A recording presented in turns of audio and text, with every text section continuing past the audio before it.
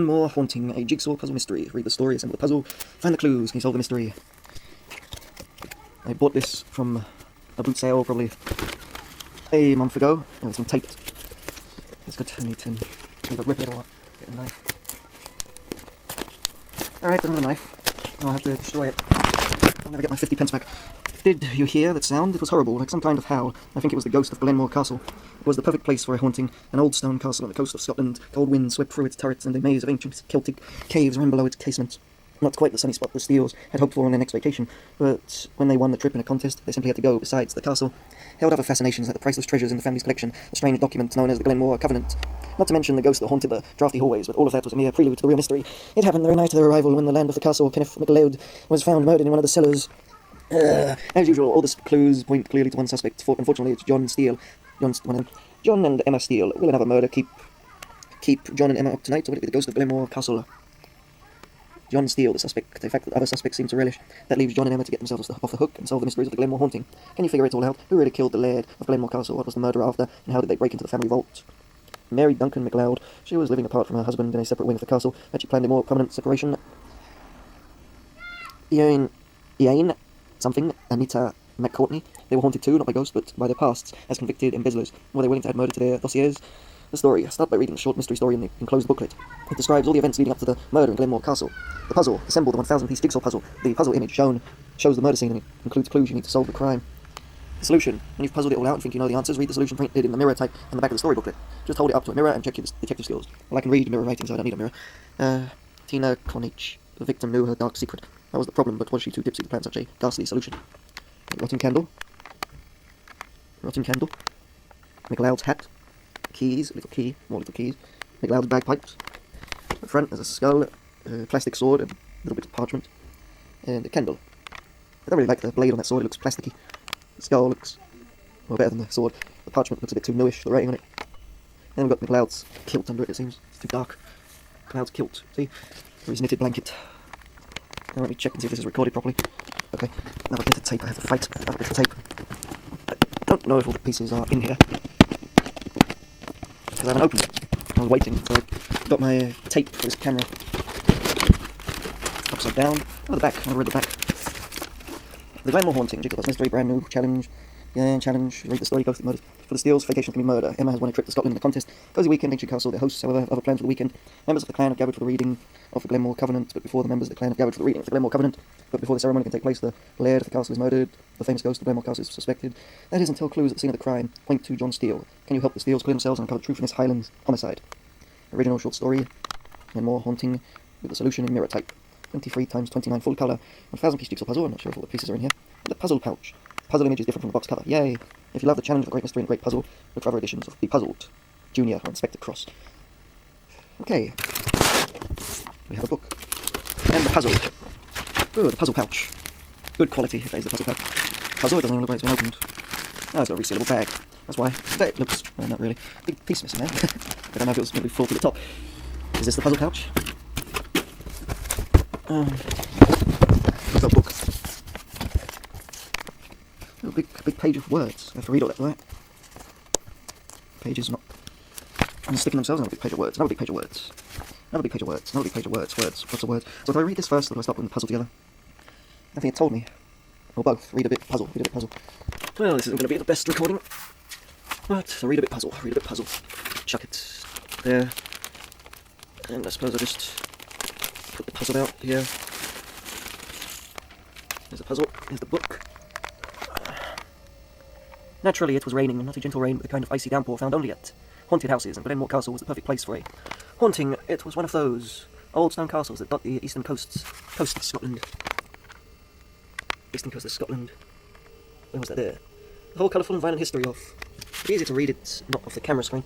Violent history of the Celts and the Scots seemed to be etched in its austere towers. Not exactly the sunny spot John and Emma Steele had hoped for as they planned their next vacation. But when she won the trip in a contest, it seemed that fate had made the decision for them. Now standing before the castle in all its menace, she wondered whose side fate was really on.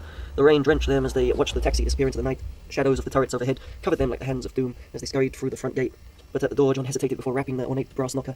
It was also trite, he thought, a cliché from a late-night movie. He already knew what would happen. The door would creak, the wind would hoot, a bald butler would guide them by candlelight through the cobwebs. There would be a curse, a ghost, a murder. It was also predictable. He had to laugh. Funny, Emma said, wringing her hair like a sponge. You think this is funny? You don't, he asked. The situation, doesn't it remind you of something? It reminds me exactly of one of our vacations, one where you get blamed for a murder. Promise me that won't happen this time. Are you getting bored of it all, my dear? John asked, smiling his best phony smile. Not bored, darling, she said, just as fraudulently. Just tired of getting off the hook. Suddenly, the huge wooden door creaked open. No need to knock, John thought. The owners of the house had seen the same movie. But that wasn't quite true. For one thing, the person who answered the door wasn't bald. She was a pleasant, lively woman in her 50s, and she had elegant silver grey hair. Back, she said, looking at the steels miserably. You look like drowned geese. The two of you, come in and get to the fire quick. You'll catch your death like this. She ushered them into the great room of the castle. As expected, there was a long medieval table in the centre, and beyond it a walk-in fireplace with a crackling fire. Overstuffed armchairs glowed in the firelight. This was even an elaborate display of axes and swords nearby, and an immense faded tapestry on the far wall. But there were also a few surprises. The room was lit not by creepy candles, but by a high-tech set of halogen tracks installed on a scaffold. A fancy CD system was playing soft jazz. There was a widescreen TV in the corner and a cellular phone on a small table. It was a perfect mix of the ages. Chivalry meets technology. It's a blasted hell of a night for travelling, Norton said, as she helped John and Emma peel off their wet coats. Not for us, Emma said brightly. This is our kind of vacation. The gloomier the better. She means your castle is very interesting, John said, trying to cloak the joke. That it is, the woman said. I'm sure you'll find your stay very interesting indeed. I'm Mary Duncan MacLeod, the lady of the house, you might say. Emma and John, Emma said, shaking hands. Why don't you sit by the fire and warm yourselves? I'll fix you up with toddy and some biscuits. Come, let me introduce you. In the room, Mary motioned to three other people who were sitting in chairs by the fire.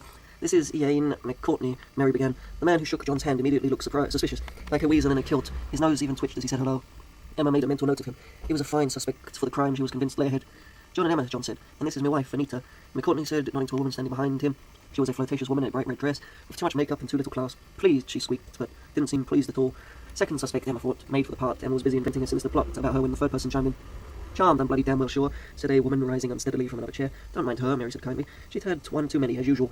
John and Emma, Steele, this is Tina Connage. Tina, please try and behave yourself, just for the weekend. I always behave myself, Tina slurred. It's everyone else that's intolerable. The mood among the others was chilly, to say the least. But as Mary MacLeod left the room to prepare the drinks, all traces of warmth went with her, and a stinging silence filled the gap. It was Ian McCourtney, fiddling with an old lantern that sat on the mantelpiece, who finally broke the spell. Are you here for the reading, then? He asked bluntly. No, Emma answered politely. We do plenty of reading at home, but we're here for the scenery. He means the bloody reading of the bloody Covenant, Tina explained. You two are American, aren't you? I didn't know they were Americans. Oh, sure, Emma said, still trying to be friendly. Since about 1776. I mean in the family, Tina said sharply. I didn't know we had American cousins. They're not family, Mary shouted. She had returned hastily with a tray of cups and a serving dish. And they're not here for the Covenant, they're guests. Now stop your pestering. Guests? Tina said with a laugh. And why in bloody hell would they want to stay here? Quiet, Mary said to her. Isn't it time for you to pass out or something? Actually, we won the trip in a contest, Emma said cheerily. A contest? Anita McCourtney said as she twirled a ring nervously around her finger. For a weekend at a haunted house? No, for Kirkland Scottish oatmeal, Emma explained. The place is haunted, you know, Ian McCourtney said. Have you never heard of the ghost of Glenmore Castle? At that, the music had been playing softly in the background. Was overwhelmed by a horrible screeching sound coming from one of the outer rooms. Everybody jumped at the noise. The ghost? Emma asked. My husband, Mary muttered, pointing to the doorway. The man standing there was the very image of the laird of a castle. He was a proud Scot, tall and straight, wearing a suit jacket and a tie as well as a colourful kilt and high socks. The bagpipes he was playing completely ensemble, but the sour sound coming from them destroyed any authenticity. Sorry, he said, putting the instrument down on the table and letting the airbag wheeze. I thought it would make a handsome impression. It never could quite get the hang of the thing. Though, hello, I'm Kenneth MacLeod, 7th Laird of Glenmore. Been spooking you with tales of the Bruce, have they? Don't believe a word of it. How sweet, Emma said. The ghost's name is Bruce? Aye, MacLeod went on. He had taken out a small knife and was carving a tiny piece of wood with it.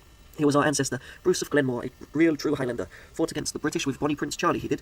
Fought with everyone, Ian McCourtney added. The man was a crook and a swindler. Runs in the family. Your side, to be sure, Tina said, her tongue getting looser by the minute. Ian's an ex-convict, you see. Tried to steal money from his company to pay off his gangster pals. How much did you embezzle, Ian? Was it $500,000? Look who's talking, Anita shot back, defending her husband. Tina Connage. If it wasn't for the family money, you'd be in prison for gambling debts by now. That will be enough of that, cousins, MacLeod said loudly. None of us would be here if it weren't for the Bruce. Let's remember that and show a wee bit of respect. You're all cousins, John asked, trying not to sound as sorry for them as he felt. Aye, we've gathered for the reading of the Covenant, MacLeod explained. We're the last surviving blood members of the Glenmore clan. Ian's my first cousin and Tina's my stepsister. What about the other guests? Emma asked. There aren't any, Mary answered. She had forced a cup of toddy on her husband and was watching him intently, as if she expected some fateful outcome from his first sip. She appeared disappointed when all he did was burn his tongue. Are you trying to scold me, woman? He said, recoiling. Poison, more likely, Anita mumbled. The castle's closed for the weekend, Mary said, quickly trying to change the topic. You two are the only guests. Bit of a foul up there, but it's no harm done. What is this Covenant you talk about? Emma asked. The Covenant is an ancient document, MacLeod explained, putting the cup down and pacing before the fire. Drawn up in 1742 by our ancestors, it's been in a vault and guarded all this time, so they say, by the ghost of Bruce of Glenmore. To prevent anyone from stealing from the clan, you could hear him howl on the first day of the year, of each year. Only then, Emma asked. Aye, he did howl in June one year, but that was when one of our cousins tried to break into the vault. He turned up dead in the moor the next day. Wasn't the Bruce that killed Cousin Ruddy? Anita suggested. Tea was the other spirits, whiskey and rum. Tomorrow, MacLeod went on, is the 250th anniversary of the Covenant. According to custom, it will be read aloud for the first time. What does it say? that he gets the estate, Ian McCourtney Scout, nodding toward Kenneth being the elder. Unless he dies first, Mary McLeod added calmly, in which case it's all divided up between us. No one knows that for sure, McLeod replied. None of us have read the Covenant yet. Aye, cousin, so you've always said, Ian replied sharply. Each January the 1st, Kenneth explained, I go into the vault to say a prayer for our ancestors. In the dark, that's the custom. But I've never looked at the Covenant, I swear, by the Bruce. In other words, if you die tonight, Emma said, they split up the castle. She didn't mean to sound quite so cold about it. She was simply caught up in the intrigue of the situation, was trying to get her clues straight. She tried a sweet smile to soften the impact, but it didn't quite work. There's a bloody good question. Give this lass a drink, Tina Connage said, practically spilling hers on Emma's lap. That's what we'd all like to know, my love. Do we get the castle if Cousin Kenneth bites the dust? Aye, McLeod said sadly. If that's what the Covenant says, the castle as well as the saber. Why didn't you show our guests the book? Ian suggested. McLeod walked over to a bookcase next to the arms display on the wall. Ian McCourtney seemed to hold his breath as Kenneth reached for something on the shelf. But when McLeod simply withdrew a leather book and handed it to John, McCourtney exhaled in exasperation. The book was quite old and fragile. The text inside was handwritten and included a number of black ink drawings, showing utensils, coins, scepters, a few fancy crosses, but the most striking drawing showed a ceremonial saber encrusted with gems. According to a note in the text, one of the gems was a rare purple sapphire belonging to Prince Charles Edward Stuart. Nice knife, John said, pointing the picture out to Emma, and worth as much as the castle itself, the laird said. It's called the Skene Jacobitus, the Jacobite saber. Tea was given to the Bruce by Prince Charles himself. For his help during the Jacobite uprising, that was before the tragic battle of Culloden Moor, of course. McLeod gazed sadly at the sporran, the traditional Scottish bag, and that he wore on a chain, suspended from his waist, and he observed a moment of silence in honour of the battle that ended the Scottish revolt from England. As Kenneth returned the book, Ian McCourtney again seemed to lean forward in anticipation, waiting for something to happen, and this time his attention was rewarded. Replacing the book on the shelf seemed to trigger a vibration. It caused one of the ceremonial axes on the wall to come loose from its mount. The axe came swinging down like a guillotine. It narrowly missed McLeod as it landed on the rug with a lethal whomp. That was close, cousin, McCourtney said flatly, as though he were describing a soccer goal. Heavens, the laird said, trying to regain his composure. Perhaps I should be heading off to bed. Beheading is a good way of putting it, John whispered. Been too many strange incidents around here lately, Kenneth said as he left. Like my ring of keys, they seem to be missing. I left them on the table here earlier, Anita. You were first up this morning. You didn't take them, did you? And what would I be wanting with your rusty old keys? She asked, but the innocence in her manner was clearly an act, not a fact. Leave all that to us, Mary said cheerily to John and Emma. You two must be bone-tired. Let me show you to your room. The room she took them to was on the second floor of the castle. It was a perfect blend of Celtic ancestry and modern comfort. The fire burning in the small stone fireplace was from a compressed log. The luxurious four-poster bed had an electric blanket. There was even a TV in the room, hidden in an old wooden cabinet with runes on the doors. What a miserable bunch of people, John said as he joined Emma under the thick-played comforter. But a perfect setup for a whodunit. They all stand to gain from the laird's death. I thought you had enough of all that, John said. Only when you're the whodunit. The soft light from the candle combined with the sound of the rain to produce a tranquil effect, and in no time at all they fell into a deep sleep. But it didn't last for long. What was that? Emma said as she shot up in a sitting position. John, still asleep, simply snorted. John, she said, jabbing him with her elbow to wake him up. Did you hear that sound? What sound? He muttered, his voice muffled by the quilt. It was horrible, like some kind of howl. Bagpipes, he muttered, but may have been talking in a dream.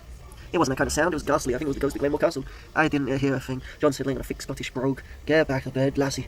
The light under the door flickered for an instant as someone or something passed by in the hallway, but John was snoring again. Emma listened for a while, but heard nothing more, so she tried to go back to sleep instead. But that was impossible, not with one eye wide open and her hands clenched into tight fists, ready to fight the spectre when it came. It was well past dawn when they found the body. The groundskeeper had arrived to find the door to the cellar open. Investigating further, he came upon the grisly scene, then raced through the house to wake everyone. When they heard the commotion, John and Emma quickly followed the others down into the cellar, past the wine racks, through two old stone corridors to the vault where the sabre and the Covenant were kept. The thick plank door to the vault was partly open. A kerosene lantern had been smashed on the floor before it, and a suit of armour overturned. Next to that, Kenneth McLeod, 7th Lade of Glenmore, was lying. He had been stabbed. The blood that poured out of the wound seemed to form a question mark on the wooden floor. A sinister sign of the murder. It's the ghost, the groundskeeper said. The ghost of the Bruce has killed Master Kenneth. Oh, shut up, you fool, Ian McCourtney said. He had a bandage on his finger that Emma hadn't noticed before. Did anyone call the constable? Mary McLeod asked. She was standing in the shadows, wiping her eyes with a white lace hanky. Considering the circumstances, she seemed remarkably composed. I did, ma'am, the groundskeeper said. He'll be here directly. As a matter of habit, the groundskeeper started to tidy things up, including something lying on the floor inside the open vault door, which he went to pick up. It was the Jacobite sabre, the only object that was placed in the vault room. Don't move anything, Tina Connage said. You'll spoil the constable's fun. Fancies himself a Scotland Yard type. She's right, John Steele said. It's all evident. She barely had everything where it is.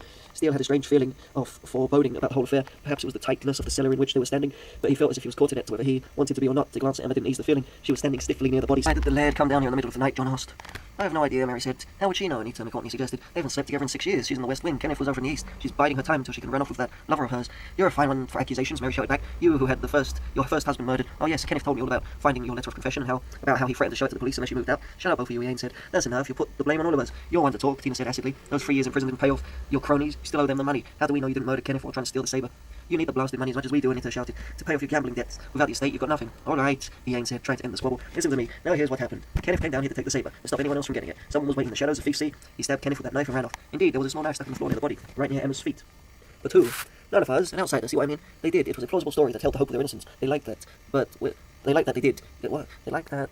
But where's the key, Ian? Mary insisted. The key to the vault door. It was hidden and only Kenneth knew where. If there was a struggle, it should be lying about. Blast the key, Tina Connage said. We've got something better. We've got the one who murdered Kenneth. We do, Ian said. Who was it? It was him. John Steele didn't really have to look to see who she was pointing to, but he did anyway, and of course found that her finger was practically pinning him to the spot. Swell, he said. The missus can prove it, Tina said. Care to move aside, my lovely? Emma didn't answer. She was still standing perfectly still, her feet glued to her spot, to the other body, but under the cold scrutiny of the others, she soon gave in. "Sorry, John," she said, taking a short step to the right. Once she did, it was clear why she had been standing there in the first place. She was covering something with her shoes, hoping no one would notice it. Something that had been carved into the wooden floorboards. Kenneth must have carved it with that knife as he was dying, Tina said. What he had carved were 2 letters. The letters were JS, which could only stand for one person. Yet another vacation, John Steele thought, dampened by the prospect of the gallows. "Oh no," Steele said, "not again. John, you promised," Emma pouted. "No, I didn't," he said. "Besides, there's a better explanation." He had been studying the situation and come up with a different reading of the clues. "Sure there is," Ian said. "I've told the magistrate much the same thing myself many times."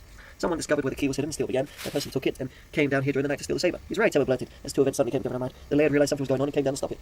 "But the thief stabbed him first," John continued. "That's when Kenneth carved the initials in the floor. But they don't point to me, they point to one of you." "A nice little story," Ian Courtney said. "But if Kenneth didn't stop them, then what did the thief take? That's the saber there on the floor, just like the picture in the book. I'm afraid we've got nothing to show for all this fiction." "On the contrary," Steele insisted, "the truth is right here in front of us. The identity of the murderer, the method they used to get into the vault, and the clue to what was stolen. Can you solve the mystery? Assemble the puzzle. See if you two can answer the 3-question puzzle about the murder. Who really killed the lady Glenmore? How did the murderer open the vault door? And what did the murderer steal?" The last page is the answers. Puzzle time. Crawl over here. End piece. Let's collect the end pieces. It's been years since I did a jigsaw puzzle. Collect. So this puzzle does the murder scene. Let's put the things that are sort of similar together as well.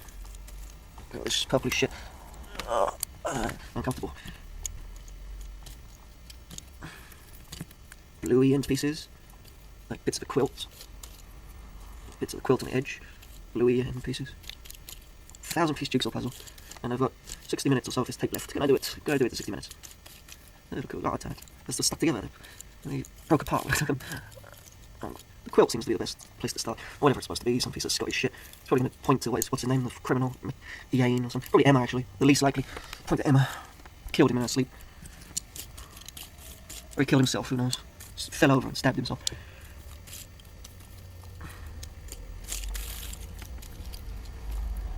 I'm a little bit more comfortable now. Let's see. I'm going to do the puzzle though. I'll move all these over here to the side. Move a bit of the quilt.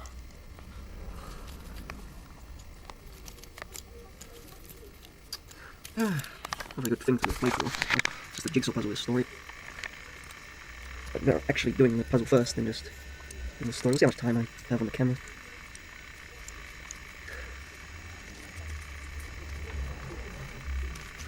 Thousand pieces as well. See if I can fit some of these together. This puzzle doesn't really fit together well. Is that the right piece? So it looks right. Yeah, I think that's right. There's also this part here. This part here looks like it fits together. I'm not sure. Really? Looks like it fits. Also, really, is it? Does it fit? So I don't think much of the quality of how they stick together. Blue bits, bluish bits. Go there. Don't know. Seems to fit. Yeah, leave it there.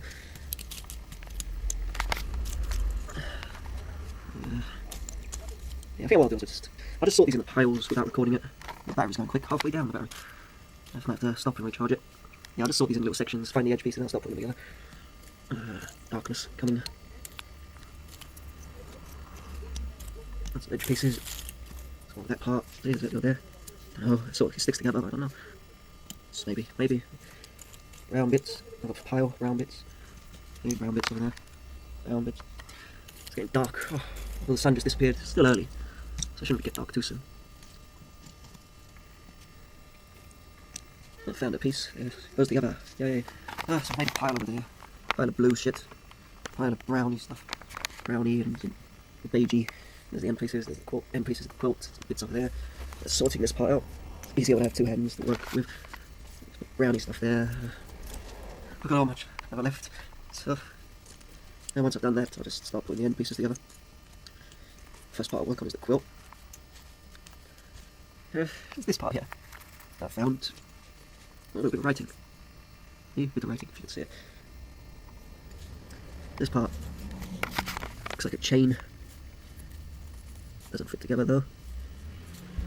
It might do. No, it looks like I've got bits missing. That goes there. No. I don't think I'll be buying any more jigsaws after this. I forgot what it was like to make them. I found this. All rights reserved. Easy one to put together. I'm missing a bit. It doesn't go there. Have a little bit of writing. So one goes there. Haven't seen another bit of writing yet, so. Okay. As opposed, there's the quilt section. There's the big pile of blue shit. End pieces. Nearly done, but it's dwindled. Not so much now. It's horrible to do, but It's a start. I've got a piece already put together. Yeah, that looks right. Save me having to do it. Quilt, or blue, or blue. Okay, so I'll just finish this up and then I can get started putting the border together. Sort that shit out. And bag up all the blue crap. So I'll go through that another time. Here is the parts of the quilt edge. The light's very poor, I think. I don't know really. Lightly poor. I think it comes up better later. Okay, looking for a quilt to put together. Yeah, that looks right. Found a bit. Oh, the light reflects on these pieces, so I can't really see them myself. No.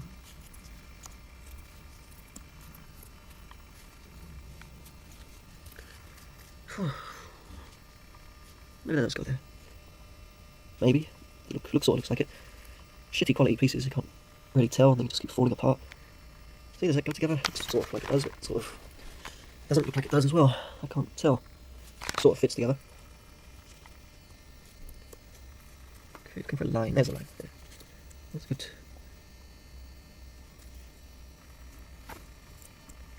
Okay, they're coming together.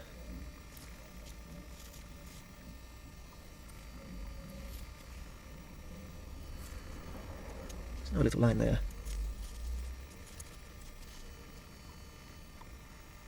Okay, it goes there. That's right so far. Can you see? Now, my first board game playthrough. I was going to do this ages ago, but the camera didn't work, so I bought a new tape. That tape didn't work, so I had to buy a tape cleaner, or a tape that cleans the camera. That's what I did, and now it works. Not very well, but it works.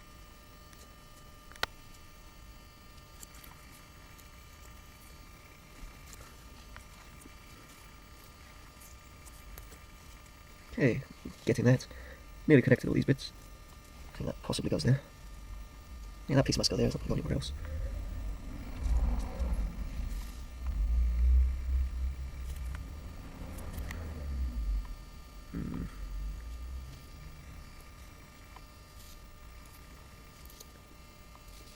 Might go there. Poor quality, can't tell what goes where. And the pieces don't stay together.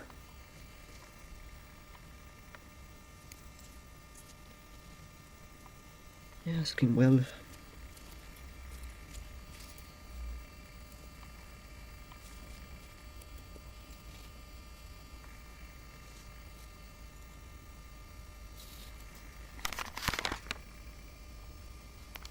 Can't see fuck all.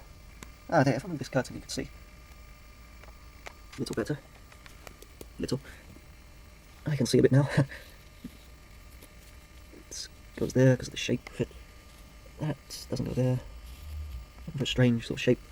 Just like this, that strange shape goes there. It doesn't look like they connect up anymore.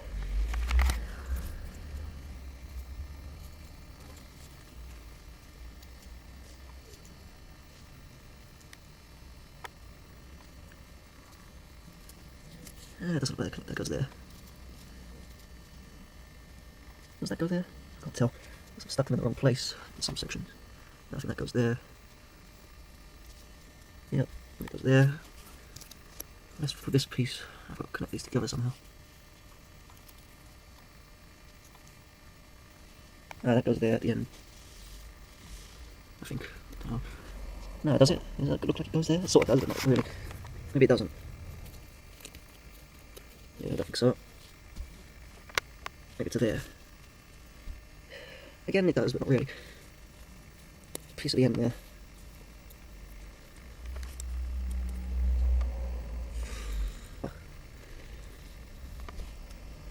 Oh, there's a piece in here.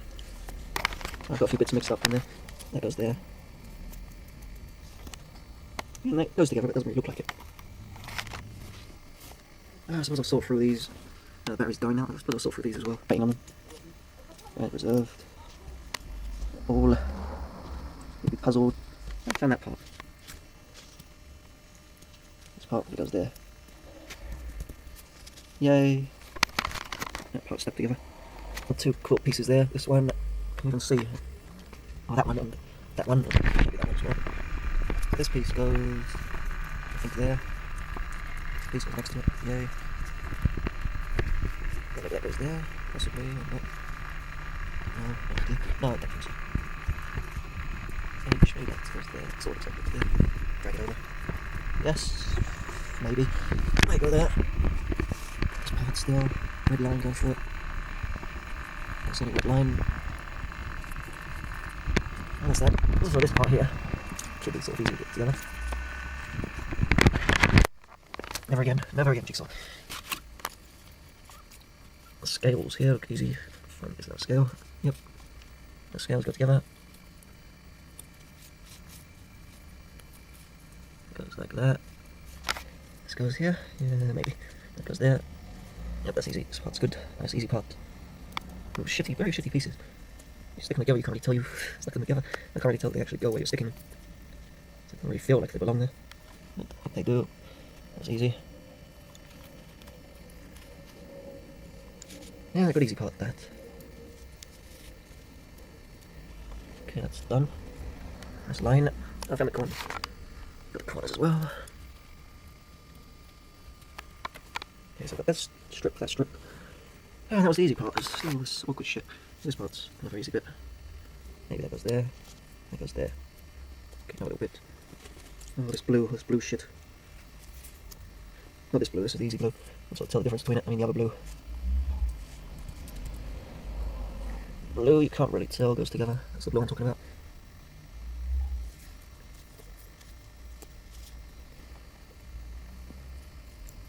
It's coming together, I might actually get the border done. I get the border done. I think what I'll do is I'll put the border down and then I'll leave and do it another time. Just leave it there and then go back to it. Get the border done.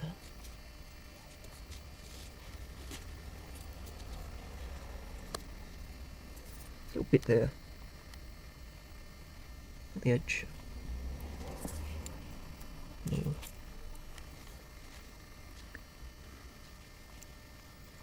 I think that's all the easy part's done. Oh, maybe that goes together. Okay, another bit. And this goes there. Yes, okay. Good, we're doing well.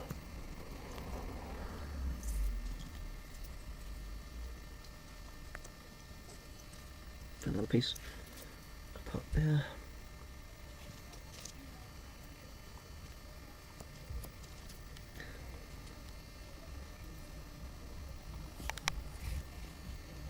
Oh, there it is.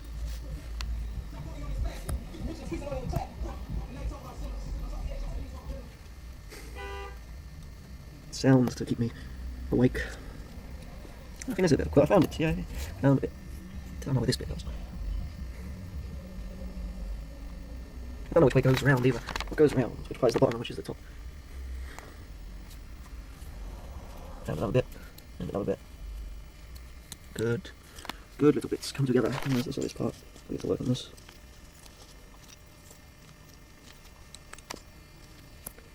Flies come in. And he's left. Look at the boring jigsaw and left.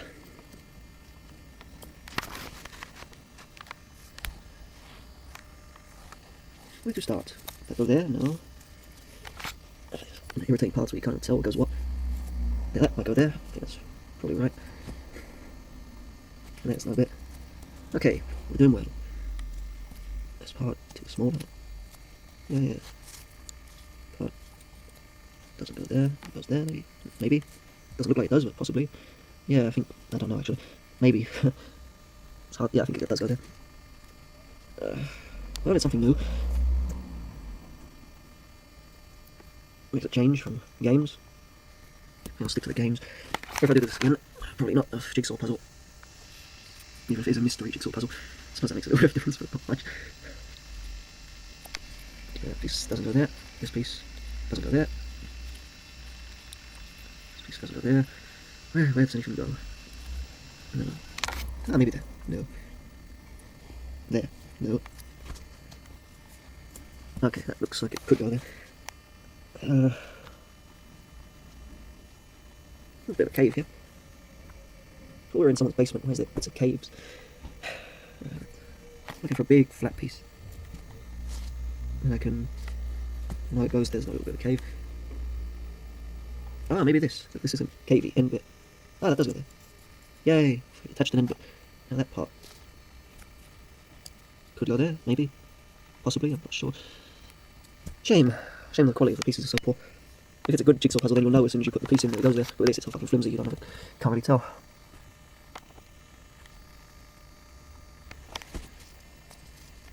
Yep, it goes there.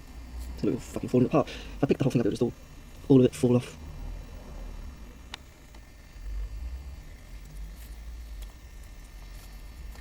Does that go there? It sort of fits, but I don't think it does. It doesn't look like it, but it does fit. Then again, you look at it. The more you look at it, maybe it does go there. There's a difference. That part there, and that part next to it. Does it go there? It sort of looks like it connects with the colouring. Nah, I don't think it does.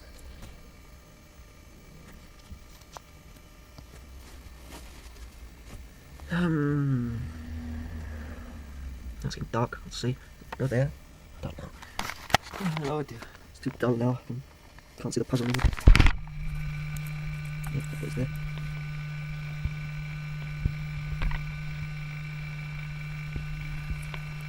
Goes there.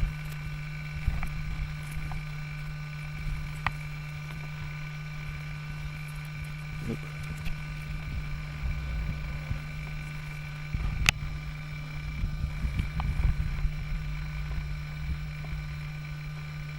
Connecting one of the black pieces here. Okay. Oh, there's also this copyright part. Maybe I'll put it upside down. This part here looks like it could go with the copyright thing. That part maybe. I don't see my little. Be a tiny little O at the edge. How about that? That's that tiny little O. No. Wrong edge. Tiny little O at the edge. If I found a tiny little O at the edge, it's not a piece.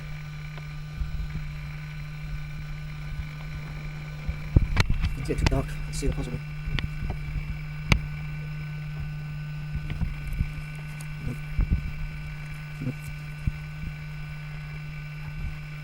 Yep, piece. Yep.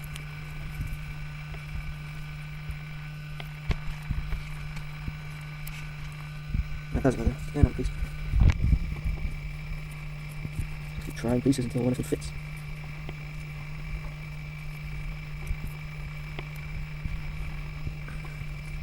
I think that piece. Those ones go there. Yep. This corner. Oh.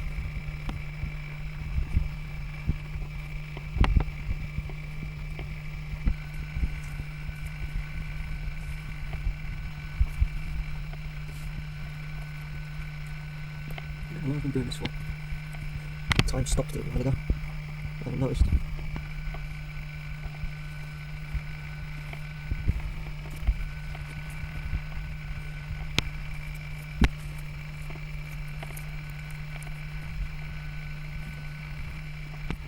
I'll find the pieces. Ah, there we go. Another piece. Another one? Yes. Another piece. Yeah, it does go there. Good.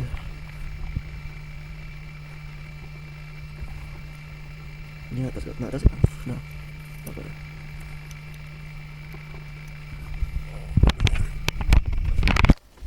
Oh, battery's nearly dead. Okay, I'll have to stop then. Here is what I've done since yesterday. Little piece there, little chain. The edge pieces are still about the same. I attached that piece. I don't know if I showed doing that piece, but I attached that to that. There's another piece here I can see. See? A little bit of a chain on it. So it probably goes somewhere around here. It's furry. But I can't see where that goes at the moment. But it's furry. It probably goes there. And that's all furry as well. Put this part together. Copyright part. So now I know at least that that's the bottom. That's another blue. So I've got to find what goes where with that. Okay, so the jigsaw's border is nearly done. So just this part goes somewhere in there. This corner at least, no, goes there. Like, move it. Creep it along to its position. A piece of floss goes there. The kilt bit, so that kilt bit probably connects here somehow. And that means I've got a wrong piece somewhere. So yeah, the kilt bit must connect over there. So I most likely put a wrong piece somewhere. Maybe. So then this part probably goes over here. Yeah, probably that part might connect to that. See it connect? Yes, it sort of does. So that part there, does that connect to this? Let's see. Yes, I think it does. So now I just need to connect that to that somehow. Probably one of these pieces, or some of these pieces here on this line are wrong. Because that can't connect to that. Well, it's either I missed a piece in there, or there's a piece missing in there, or that's connected wrong somehow. Doesn't really look wrong, except that part actually. That part looks... yeah, this part. That part doesn't look right. Maybe that's wrong. No, but that's working. Let's see if that connects there. Yay! I found a missing link. So one piece. Ruined it. And now I discovered it. Is it together? This part fits. There. Yes. Maybe one piece wrong ruined it. Come down here again. Put along the floor. Slowly. All the way close to them. And further. Does it break? And I move them. I don't like being moved. I think that's it. I've done the whole border. Pretty big puzzle. Oh, a 1,000-piece puzzle. I don't remember the 1,000-piece puzzles I did looking this big. Big puzzle. Let's connect the last part up here.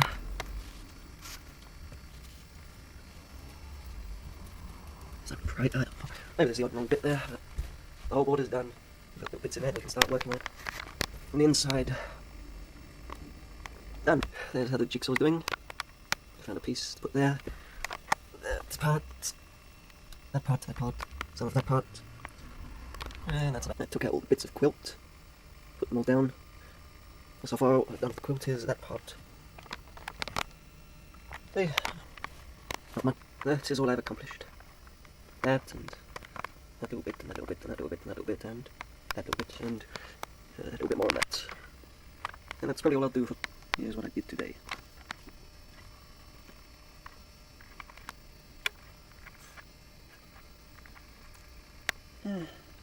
Slowly coming together. I've done a decent amount. I found where all those little bits I made went. They've all come together, and the middle part's nearly joined up. And now there's a big empty section over there, an empty section in the corner, but the middle's mostly done. There's what I've done. Now I did some of that part. I attached it at the bottom. Still all that area I haven't even started on. Over here, not much done there. I don't even know if that bit goes around there. And I'm not sure if I've added anything since the last time I recorded. This part's difficult to find pieces for now. So I'll have to start working on the quilt, or that rocky part up there. Well, this is how much I've done since the last time. Not sure how much I did last time, but this is how much I've done since the last time. Another update. Did a little bit of that section. That's about it. Rest of it's still the same. I might have added a couple of bits somewhere. Still that big patch not being worked on. But this part's filling in more. So maybe I haven't done any more on that section there, but the bottom right section might get done. Maybe. It's probably been a week or so since I first started recording this. That's what I've accomplished.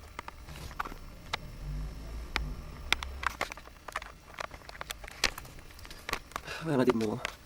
Managed to put most of the quilt together.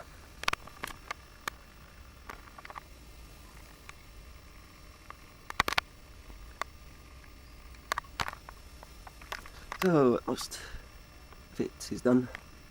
Just a patch in the top right. Not much left in the bottom right. Bottom left and top left. Oh, you got to go. Did some of that. Little of that. So, it should... So, I've been trying to find where this piece goes. This part connects to this part pretty well. So that's the whole piece. But then you look around, it has to go somewhere. So I'm thinking it must go around here, but it doesn't fit anywhere around there. So where does it go? I tried it there. Is that where I tried it? What's about that? There, look. Perfect fit. So it looks like it connects to this. Here. Yeah, not like that. See, look, doesn't that look perfect? Perfect. But then... doesn't that look perfect? I can't see, it's dark, but two pieces look perfect. And so, all of this must be wrong. Well, at least some of it must be wrong, because that definitely goes there. So move this bit out of the way. Put this here. Most likely that's wrong as well. But this connects up to that, I think. I don't know. No, even that connects up to that. Not very well, but it does. Rid of this. So it's not as complete as I thought it was. I've made a mistake. Most likely this line here that I found goes here somewhere. Maybe like that. It's not the first piece of this puzzle where I've put it in the wrong place. Because they fit. Some of them fit so perfectly. You think they go there. Ah, there, that's good. Okay, on the right track again. See, is any of this right? Fuck knows. Sort of does, but sort of doesn't look right. That's another thing about the puzzle. Every piece should be unique, so you can't fit something exactly where it doesn't go. Unlike this shitty puzzle. It's coming together now. There we go, look at that. This part, I was thinking, where are these fucking pieces? And that's why they're all in the wrong order. Now this part looks like it's in the wrong order as well. Maybe that bit here, that might go in there. Yay! Done! That's good. Okay. So that corner's done over there. Still this part to do, with that little bit there. And that big section over there. If I ever do a puzzle again, it will not be where there is a dark corner where I can barely see anything. Dark pieces like that. Well, I hope you have seen little tiny details to help you. That's why this part is something. Notice how I've done on this part here. Now the bottom part, I've done the bottom part, where the top part I'm struggling, especially over there, I can barely get to it. So, more open area next, if there is a next time. More open area, brighter, nice and bright, so I can see it better. At the moment, I'm just trying to find bits to finish this off. So, yeah, you think it'd be easy, it's all sort of coloured over there, but no, not having much luck finding bits. Okay, I'm just trying everywhere. See if they fit. Most of the time they don't fit. But if they do fit, you see they're not supposed to go there. Try everything with this bit just then. Don't know. There's nowhere, we over here. So this is probably just black area. This part here is just black. Over here should be blue, it's not blue. There's blue pieces, but I can't find where they go.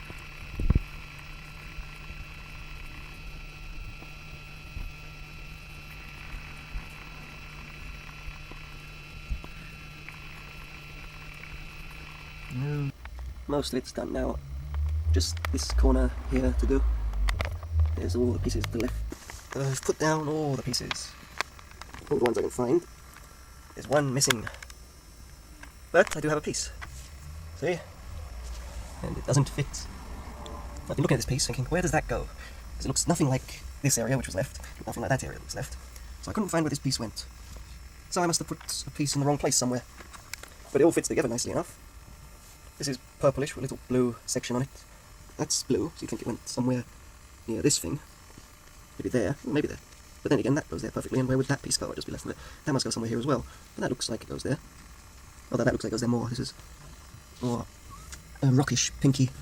There's not really that much rocky pinky around here. So I have no idea where that goes. It goes somewhere, maybe, or it's the clue. Put the whole piece together, you get this little piece of shit. Well, the whole thing's been put together apart from that piece.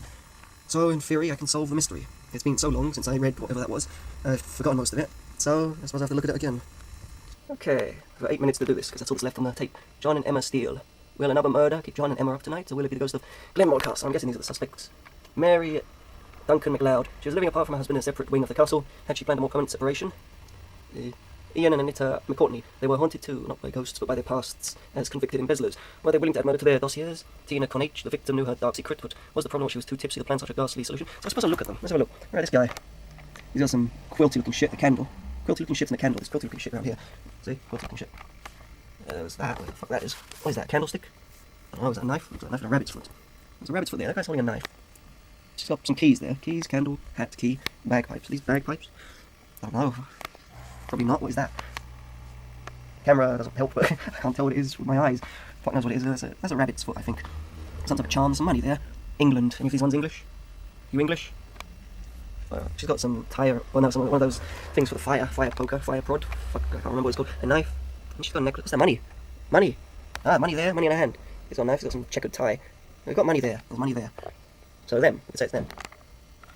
She's got a drink. And a broken glass. Right. Broken glass. Money, money. Keys. I don't know if there's any keys anywhere.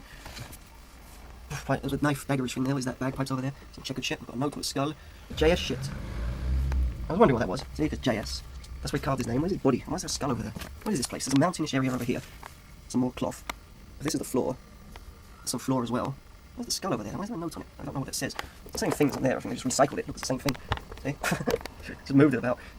Doesn't say anything special. It's like shit. Same recycled knife. Candle. Didn't want to put the candle anywhere. Bagpipes. Bagpipes hat. I've got 4 minutes to do it, so I don't have a fucking clue. Here's the solution. The solution in mirror right. Mirror, let's read it quickly. 4 minutes. Here's the hidden key I should make more books like this. It's interesting reading them backwards. See? Anyway, I got to that part. They found a purple gemstone. So this stupid crap isn't really to do with figuring out yourself. Look at it, you can figure it out. It's just to go along with this shit. Because you do it and then it says, oh look, this was actually TC, but they carved that little line there to make it JS. And then, oh, they walked over here to pick up the gemstone. So this is all just to go with their story. In other words, I can't figure it out from this crap. I just have to do it. Oh look, oh yes, oh look, oh yes, oh look, oh there's part. I'm not sure if it's the same girl it's saying about the answers. Though, if I had to guess just from reading that book, I'd have guessed the girl who said that one about what she had under her foot. Unless she spotted her put her foot on it. Otherwise she wouldn't have known her foot was over something. So that would be my original guess. 3 minutes left, I'll finish reading this shit, and I won't have time to read the whole thing. So I'll just tell you what's happened. So far what's happened is, these initials are actually TC, and now they've got into the purple gemstone. And they were saying something about the vault, and there was a key inside that lantern. Skeleton key to open the vault. Oh, maybe that's the vault. Yeah, that might be a vault. I don't know what the door is to it. Take end. Oh shit. Oh shit, it says 2 minutes. I should have 2 minutes left. I think it's that thing there. The TC. Geez, who I would have guessed just for this part. Where was it? Kenneth must have carved it. There we go. The mistress can prove it. Move aside. Just because of that. Because she knew she was standing on it. Anyway, I'll read those answers properly. Oh, yeah. This part. This is a secondary part. It says on the bottom. Oh, John, you're losing your touch. That's an easy one. Did you know? So maybe I could solve that for myself. Oh, geez, the killer. Yay. No indication, really. Well, the broken glass, I suppose. I think that's a broken glass there. That part you can hardly see. We've also got some other bits, like money. The money she's holding is there. They end up on the floor. All this other crap. They don't even mention the money, it seems. But there, I say not. Let's toss it all in as quick as I can. There you go. See from there? I don't know. Watch. This is what happens to puzzles. Good riddance. Good riddance to you. You can go back where you came from now. Get bits of flowers with it as well. Oh, if you're wondering where they came from, well, maybe I just put dead flowers there to remind me that I'll be dead one day. I'll never have to do a puzzle again. Sprinkle dead flowers for luck. See, there they are. You can join them. Here you go. Here's your new home. In it goes. And that's the end of this. I will record their answers later. The tape's dead now, most likely. 0 minutes, still recording now. It'll die soon enough. Have the book with it. What else you want? The bag? I take the bag with you. What else want the book? Bye. Let's finish this shit off. I scanned the page, so here's the hidden key, John said. It may have some interesting fingerprints on it with a handkerchief over his hand. Still bent down over the kerosene lantern, then he carefully removed the knob used to adjust the wick. It was a skeleton key that fit perfectly into the vault door. Yes, but whose fingerprints? Ian McCourtney asked. Hers, Emma said, pointing happily back at Tina Connage. She took the Jacobite sabre from the vault, encountered the blade here, and stabbed him with it. That's why there's no blood on the knife stuck in the floor. And that's the knife he used to carve her initials, TC, in the floor, John went on. While she was putting the key back in the lantern when she saw the letters, knowing she couldn't erase them, she added the lines at the bottom of each that turned them into JS. But the sabre is still there on the ground, Mary said. Not quite, Emma said. She walked over to the spot on the floor near the stone wall where a chain was dangling and picked up a large purple gemstone. This must have fallen from the real sabre during the struggle. It's the purple sapphire from the original. The one on the floor there is a fake. Tina had it made and switched it with the real one. Isn't that right, my lovely? But you didn't read the description in the book. You only copied the drawing and guessed it's the kind of gems it contained. You guessed wrong. Tina gasped, like the sound from a throat with the noose has gotten too tight. Then she pushed past Emma Steele and ran for the exit directly into the waiting arms of the constable, who was just descending the stairs. Saved again, Emma said proudly. Thanks for the help, John said. There's just one problem with our story. How did Kenneth know someone was breaking into the vault? Oh, John, you're losing a touch. That's an easy one. Well, I can't remember the story at all, so who is this Kenneth guy? Why would he know? How did he know? Who's Kenneth? He's the dead guy, maybe. He heard them. He has ears. Well, I can't reach down there. I'll have to flip this over. There we go. Flipped it. It's a flippy option here. Too close. Too close. Down we go, or up we go. Yes, up. Kenneth said the ghost howled on the first day of each year. Emma explained. The same day he came down to open the vault to pray for his ancestors. I figured the two events were connected. When he heard the howl last night, he knew someone had just opened the vault door. She demonstrated the theory by closing the door to the vault, opening in it. Sure enough, the devilish howl turned and raced through the corridors of the cellar. It was air released by the open door and rushing down a hidden shaft into the vault, and the ghost of Glenmore Castle, wind trapped in the tower above, having guarded its treasure, was free once more. Okay, that's the end of this.